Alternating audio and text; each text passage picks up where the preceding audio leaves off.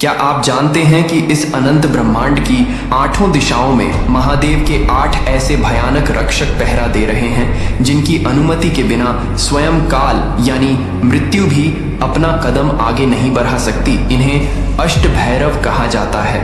महाकाल के वे रौद्र रूप जो न केवल दिशाओं के स्वामी हैं बल्कि मनुष्य के भाग्य और कर्मों के सर्वोच्च न्यायाधीश भी हैं। सबसे पहले आते हैं असितांग भैरव जो हंस पर सवार होकर सृजन की शक्ति को संभालते हैं। वे कला और बुद्धि के रक्षक हैं, लेकिन उनकी नाराजगी इंसान को मानसिक शून्य में धकेल सकती है।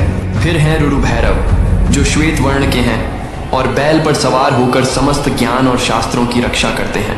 तीसरे हैं चंड भैरव जिनका वाहन मोर है और वे हाथ में तलवार लिए अविश्वसनीय गति से शत्रुओं का संहार करते हैं। यह रूप अन्याय के विरुद्ध महादेव की सबसे तीखी तलवार माना जाता है। चौथे रूप में क्रोध भैरव प्रकट होते हैं जो चील पर सवार होकर आकाश से हर अधर्म पर नजर रखते हैं। इनका क्रोध शांत करना देवताओं के वश में भी नहीं है। पांचवें हैं उन्मत्त भैरव जो घोड़े पर सवार हैं और मनुष्य के भीतर छिपे अहंकार और नकारात्मकता का अंत करते हैं।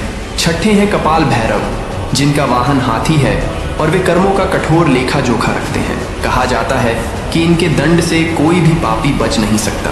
सातवें रूप में भीषण भैरव आते हैं जो सिंह पर सवार होकर समस्त भूत प्रेत और डरावनी शक्तियों को नियंत्रित करते हैं।